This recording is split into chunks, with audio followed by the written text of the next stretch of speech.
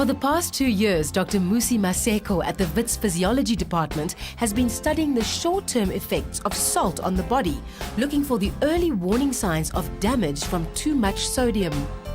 What I noticed in one study that I did, we gave people just crisps and some salt tablets so that their salt intake is above the RDA, recommended daily allowance.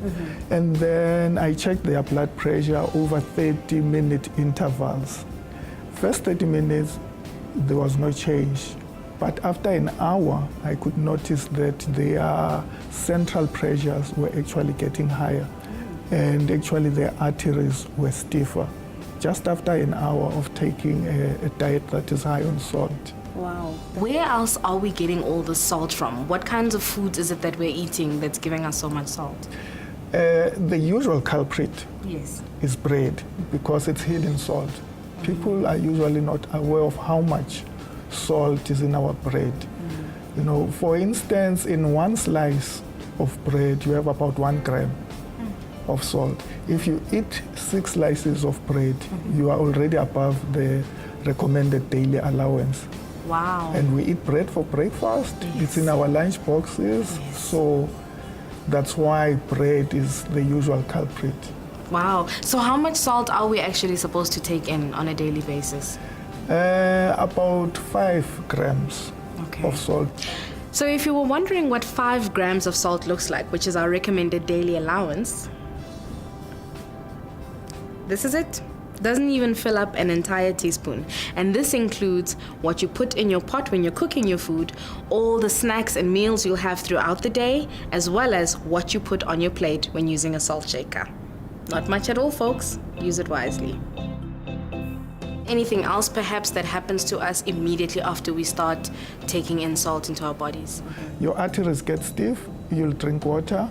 What happens after taking salt, your body will retain that water.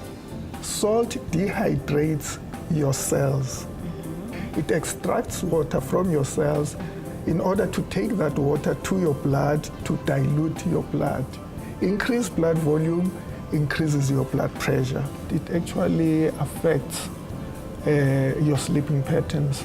Really? Yeah, because when you sleep at night, your blood pressure should drop.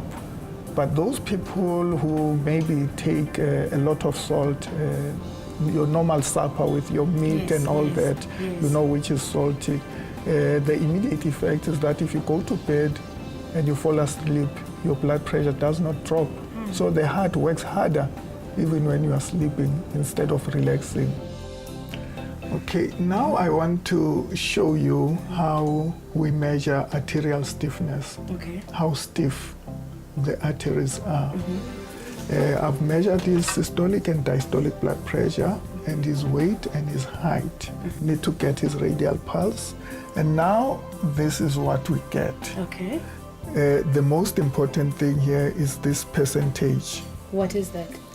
That's the augmentation index. Okay, so what does that mean? It actually tells me how stiff his arteries are, and it's measured as a percentage. Okay. The higher the percentage, the stiffer your arteries are. Okay, and what percentage are his arteries at right now? It's 26%. For his age, yeah, I would expect something below 15. Really? Yeah. Because your arteries get stiffer with age, naturally. So I think he had a bit of salt. Okay. Yeah, and it's showing an acute effect. How did it affect you personally? I can say it has changed my life a lot. I check my blood pressure now almost daily, just to make sure. I've reduced my salt intake. I eat more fish now, and I take more fruit and vegetables, because what they have is potassium, and potassium does the opposite of sodium, which is in the salt that we take. You know, it reduces your blood pressure. Increase potassium, reduce sodium. Yes, that's the magic formula. You know, an apple a day keeps a doctor away. I know it's more than 100 years old, that saying, but it's true.